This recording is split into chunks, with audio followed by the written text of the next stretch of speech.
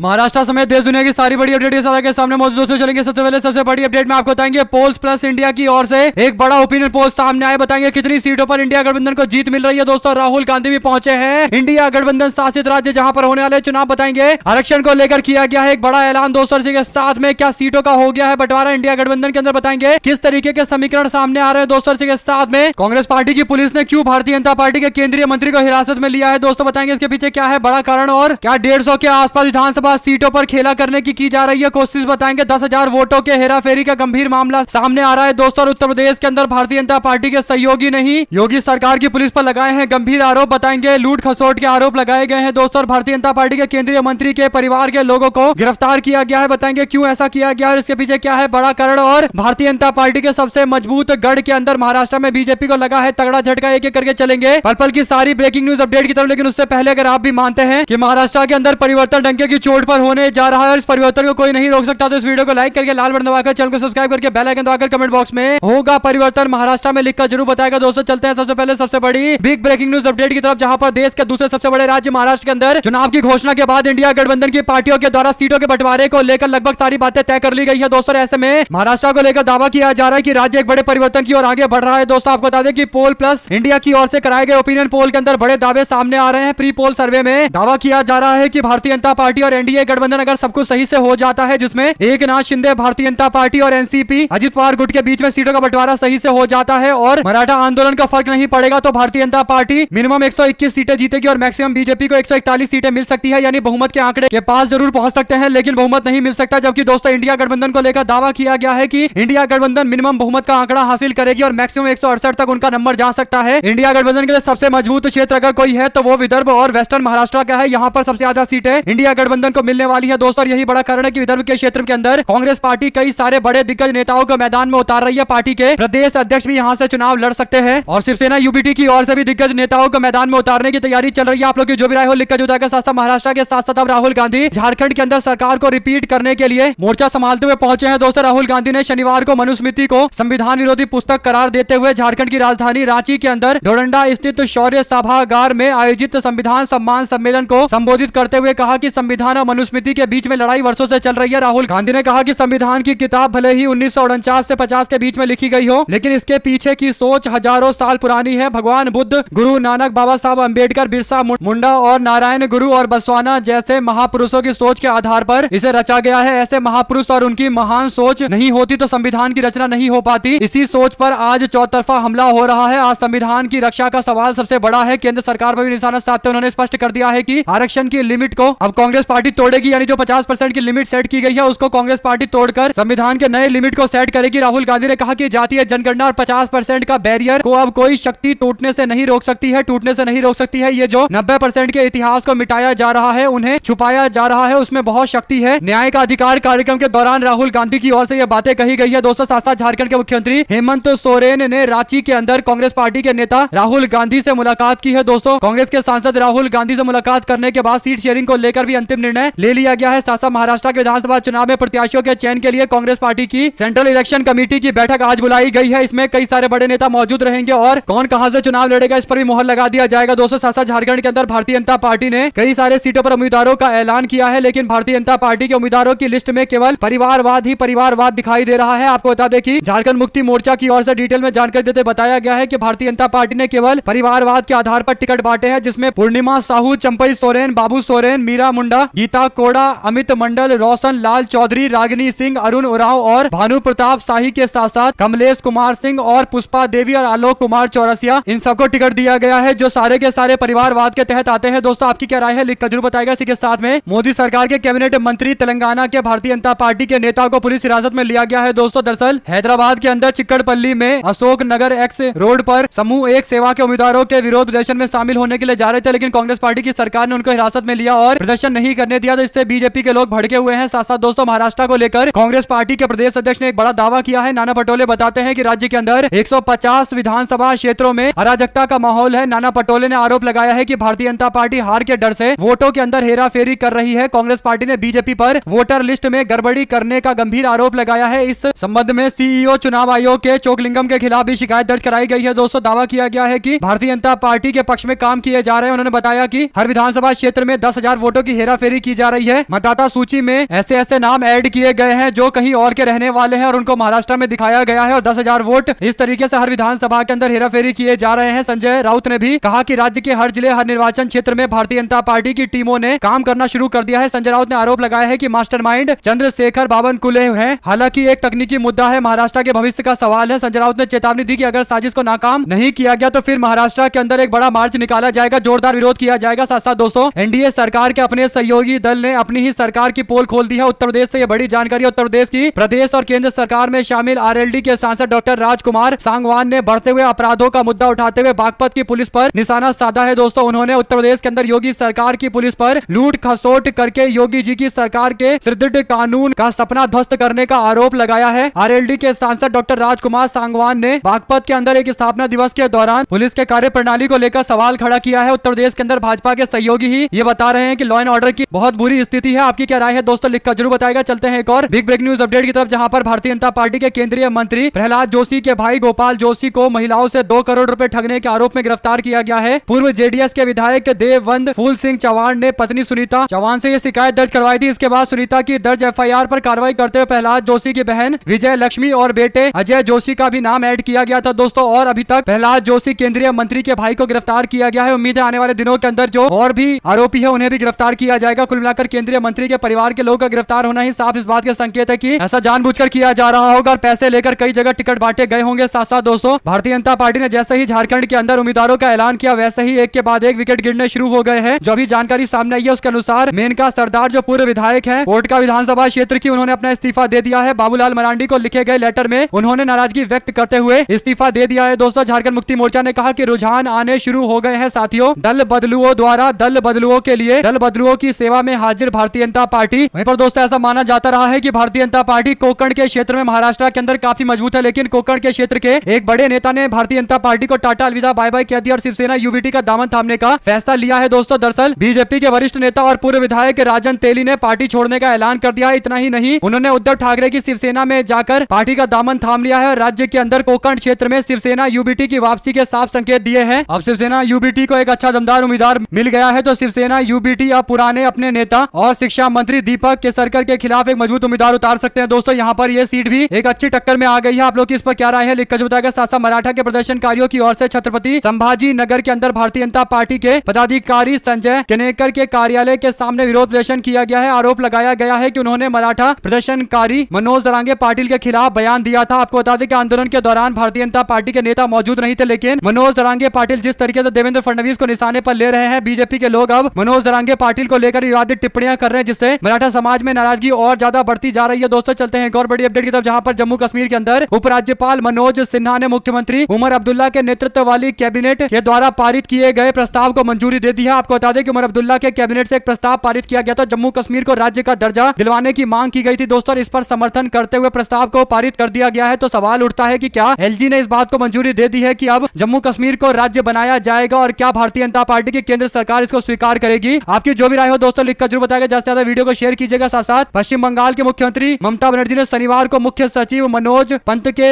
Mobile phone पर junior doctor से appeal की है कि वे आरजीकर मेडिकल कॉलेज और अस्पताल के जूनियर महिला डॉक्टर के साथ हुए बलात्कार और हत्या के विरोध में अपनी मांगों के समर्थन में आमरण अनशन को वापस ले ले, क्योंकि सरकार ने ज्यादातर मांगों को मान लिया है, इसलिए अब भूख हड़ताल बंद कर दी है। देखते हैं क्या फैसला लिया जाता है डॉक्टरों के द्वारा। साथ साथ एनडीए के सीट बंटवारे के ऐलान के बाद गठबंधन के 2 वरिष्ठ नेता झारखंड मुक्ति मोर्चा में शामिल हो गए हैं। दोस्तों, द टेलीग्राफ की रिपोर्ट के मुताबिक भारतीय जनता पार्टी झारखंड चुनाव के प्रभारी केंद्रीय मंत्री शिवराज सिंह चौहान और सह प्रभारी हेमंत बिस्व शर्मा ने रांची के अंदर सीट बंटवारे की घोषणा कर दी। भारतीय जनता पार्टी को 81 सदस्यीय विधानसभा में 68 सीटों पर चुनाव लड़ेगी और जैसे ही ये जानकारी सामने आई दोस्तों, वैसे ही भारतीय जनता पार्टी के नेता केदार हाजरा ने झारखंड मुक्ति मोर्चा का दामन थाम लिया है। और इसी तरीके से आजसू के केंद्रीय उपाध्यक्ष और पूर्व मंत्री उमाकांत रजक ने भी झारखंड मुक्ति मोर्चा का दामन थामा है। आने वाले दिनों के अंदर और भी कई सारी ज्वाइनिंग हो सकती है दोस्तों। इसके साथ में बंगाल के उपचुनाव में भी केंद्रीय सशस्त्र बल उतारे जाएंगे। चुनाव आयोग के कार्यालय ने जानकारी दी है कि सीएपीएफ यानी केंद्रीय सुरक्षा बलों की 89 कंपनियों को तैनात किया जाएगा और सीआरपीएफ की 24 कंपनियों को तैनात किया जाएगा। बीएसएफ की 30 कंपनियों को भी तैनात किया जाएगा। 6 सीटों पर उपचुनाव होने वाले हैं और इसके लिए 120 के आसपास कंपनियों को तैनात किया जा रहा है। मतदान की तारीख से पहले क्षेत्र में पूरी तरीके से नियंत्रण सुनिश्चित करने के लिए 25 अक्टूबर को 6 विधानसभा क्षेत्रों के अंदर सीएपीएफ की ओर से तैनाती संपन्न कर दी जाएगी। दोस्तों, 13 नवंबर को मतदान होने वाला है और इसके बाद 23 तारीख को रिजल्ट सामने आएंगे। आपको बता दें कि पश्चिम बंगाल का कोई भी चुनाव हो दोस्तों, अर्धसैनिक बल की नियुक्ति जरूर देखने को मिलती है। इस पर कई सारे सवाल भी खड़े होते हैं कि क्या बंगाल के अंदर इतनी बुरी स्थिति है कि केंद्रीय बल को उतारना पड़ता है चुनाव कराने के लिए, ये बड़े सवाल रहेंगे। साथ साथ भारतीय जनता पार्टी ने केरल की वायनाड सीट से उपचुनाव के लिए नव्या हरिदास को प्रत्याशी बनाया है। यहाँ पर कांग्रेस पार्टी की वरिष्ठ नेत्री प्रियंका गांधी से उनका मुकाबला होगा। चुनाव आयोग ने मंगलवार को उपचुनाव की तारीख का ऐलान किया है। आपको बता दें कि प्रियंका गांधी वाड्रा यहाँ से चुनाव लड़ने की तैयारी कर रही है। उनका नामांकन जल्द होगा। राहुल गांधी वहां मौजूद रहेंगे, लेकिन भारतीय जनता पार्टी ने जिनको उम्मीदवार बनाया है वो ज्यादा लोगों के बीच पॉपुलर नहीं है। लेकिन भारतीय जनता पार्टी एक मैसेज भेजने के लिए कि एक महिला को चुनावी मैदान में उतारा है, प्रियंका गांधी वाड्रा के सामने बस यही एक मैसेज देने की कोशिश कर रहे हैं। हालांकि उनके उम्मीदवार के जीतने की संभावनाएं लगभग ना के बराबर है। साथ साथ चंपई सोरेन, गीता कोड़ा, सीता सोरेन, मंजू देवी समेत अन्य कई सारे और बाहर से आए नेताओं को भारतीय जनता पार्टी ने झारखंड में चुनाव लड़ने का मौका दिया है। दोस्तों बीजेपी की ओर से जो लिस्ट जारी की गई है उसमें चंपई सोरेन का नाम भी है, गीता कोड़ा यानी मधु कोड़ा की पत्नी का भी नाम है, सीता सोरेन यानी हेमंत सोरेन की भाभी का नाम भी है और मंजू देवी का भी नाम है। कुल मिलाकर ये सारे लोग जो बाहर से आए थे इन सबको टिकट दिया गया है। वहीं पर पश्चिम बंगाल के उपचुनाव को लेकर भारतीय जनता पार्टी ने 6 सीटों पर अपने उम्मीदवारों का ऐलान किया है। बीजेपी सिताई से दीपक कुमार रॉय को टिकट देकर मैदान में उतार रही है। मदारी हाट से राहुल लोहार को टिकट दिया गया है। नेहाती से रूपक मित्रा को मैदान में उतारा जा रहा है। हरोआ से विमल दास को और मेदिनीपुर से शुभजीत रॉय चुनाव लड़ेंगे और टालडांगर से अनन्या रॉय चक्रवर्ती को चुनावी मैदान में उतारा जा रहा है। दोस्तों कुल मिलाकर 6 सीटों पर जो उपचुनाव होने वाले पश्चिम बंगाल के अंदर ये भी काफी दिलचस्प होंगे। इसके नतीजे से पता चलेगा कि क्या पश्चिम बंगाल की मुख्यमंत्री ममता बनर्जी को लेकर लोगों के मन में कोई नाराजगी है, क्योंकि जो आरजीकर मेडिकल कॉलेज कांड में देखने को मिला था और उसके बाद जिस तरीके का प्रोटेस्ट हुआ था, ऐसा माना जा रहा है कि ममता सरकार को लेकर लोगों में नाराजगी है। लेकिन उपचुनाव के नतीजे से पता चलेगा कि यह नाराजगी किस कदर है। साथ साथ दोस्तों चुनाव आयोग के निर्देश पर हटाए गए झारखंड के कार्यकारी डीजीपी, आपको बता दें कि भारतीय जनता पार्टी के लोग पहुंचे थे चुनाव आयोग ये बताने के लिए कि झारखंड के अंदर जो डीजीपी बनाए गए हैं वो झारखंड मुक्ति मोर्चा सरकार को फायदा पहुंचाने के लिए बनाए गए हैं। इस पर चुनाव आयोग ने सुनवाई की और उन्होंने कार्यकारी डीजीपी को हटा दिया है दोस्तों। लेकिन जब कांग्रेस पार्टी के लोग महाराष्ट्र के अंदर डीजीपी को हटाने की मांग करने के लिए इलेक्शन कमीशन ऑफ इंडिया पहुंचे हैं, तब तक कोई ऐसी जानकारी नहीं आई है कि कांग्रेस पार्टी की कोई सुनवाई हुई है। इसके बाद सवाल खड़ा होता है कि क्या चुनाव आयोग वाकई ऐसे बड़े मामले को लेकर निष्पक्षता से काम करता है। आपकी जो भी राय हो लिखकर जरूर बताएगा। इस पर अब समाजवादी पार्टी के नेता आईपी सिंह बोले, कहा उत्तर प्रदेश विधानसभा चुनाव में समाजवादी पार्टी ने डीजीपी और चीफ सेक्रेटरी को हटाने की अनेकों दलीलें भारतीय जनता पार्टी के लिए काम करने का उनके ऊपर गंभीर आरोप को लेकर चुनाव आयोग में की थी। इसके बावजूद चुनाव आयोग टस से मस नहीं हुआ था। आयोग बीजेपी के इशारे पर काम करता है। झारखंड में झारखंड मुक्ति मोर्चा की सरकार है, ऊपर वालों की चुटकी बजाते ही डीजीपी हटा दिए गए हैं। बीजेपी लोकतंत्र की हत्यारी पार्टी है। क्या आप इस बात से इत्तेफाक रखते हैं? दोस्तों आपकी जो भी राय हो लिखकर जरूर आएगा। साथ उत्तर प्रदेश के उपचुनाव भारतीय जनता पार्टी के लिए जीवन मरण का सवाल बन गए हैं। ऐसा इसलिए क्योंकि योगी आदित्यनाथ से लेकर भारतीय जनता पार्टी के मंत्री और दिल्ली के अंदर अमित शाह और तमाम बीजेपी के बड़े बड़े नेता उत्तर प्रदेश के उपचुनाव को लेकर बैठकें कर रहे हैं। दोस्तों अब उत्तर प्रदेश की 9 सीटों को लेकर योगी आदित्यनाथ ने डिप्टी सीएम, जिले के प्रभारी मंत्री और भारतीय जनता पार्टी के संगठन के पदाधिकारियों के साथ साथ कई और नेताओं के साथ महत्वपूर्ण बैठक की है। इस दौरान चुनाव को लेकर व्यापक विचार विमर्श किया गया है। राजनीति और रणनीति दोनों तैयार की गई है। मंत्री और पदाधिकारी दोनों मौजूद रहे हैं। अखिलेश यादव कांग्रेस पार्टी दोनों गठबंधन बनाने पर विचार विमर्श भी कर रहे हैं। दोस्तों सबको साथ में मिलकर चुनाव लड़ना चाहिए और अगर भारतीय जनता पार्टी को उपचुनाव में 9 की 9 सीट हरा दिया तो इससे दूर तक मैसेज जाएगा। आने वाले कई विधानसभा के चुनाव प्रभावित होंगे और उत्तर प्रदेश में भारतीय जनता पार्टी के खिलाफ माहौल बन गया है। ये बात एकदम स्थापित हो जाएगी। आपकी जो भी राय हो लिखकर जुटाएगा। साथ साथ भारतीय जनता पार्टी ने उपचुनाव से पहले अपने नेता महेंद्र नाथ पांडे को अपना चुनाव अधिकारी बनाया है। उत्तर प्रदेश की 9 विधानसभा सीटों पर होने वाले उपचुनाव से भारतीय जनता पार्टी ने बड़ा कदम उठाते हुए अपने पूर्व केंद्रीय मंत्री महेंद्र नाथ पांडे को भी उत्तर प्रदेश संगठन का चुनाव अधिकारी बनाया है। यानी आप समझ सकते हैं कि किस तरीके से भारतीय जनता पार्टी चुनाव को लेकर इंतजाम कर रही है और चुनाव में भारतीय जनता पार्टी हारेगी तो मैसेज कितना बड़ा जाएगा। साथ महाराष्ट्र में चल रही एनसीपी की घड़ी झारखंड में कमल से अलग हो गई है। विधानसभा चुनाव से ठीक पहले एनडीए के अंदर एनसीपी अजित पवार गुट ने एक बड़ा फैसला लिया है। दोस्तों झारखंड के अंदर एनसीपी अजित पवार गुट 81 की 81 सीटों पर चुनाव लड़ेगा। यानी भारतीय जनता पार्टी के खिलाफ अपने कैंडिडेट उतारेंगे एनसीपी के लोग। यानी महाराष्ट्र में मिलकर चुनाव लड़ रहे हैं और झारखंड के अंदर एक दूसरे के खिलाफ मोर्चा खोल रहे हैं। क्या एनसीपी के लिए प्रचार करने के लिए झारखंड जाएंगे अजित पवार और क्या नरेंद्र मोदी सरकार की विफलता गिनवाएंगे? क्योंकि महाराष्ट्र में तो भाजपा के साथ रहना है और झारखंड में उनके खिलाफ चुनाव लड़ना है, तो लोगों को पता चल जाएगा महाराष्ट्र के अंदर भी कि अजित पवार किस तरीके का व्यवहार करते हैं। झारखंड में अलग लड़ रहे हैं और यहाँ पर साथ में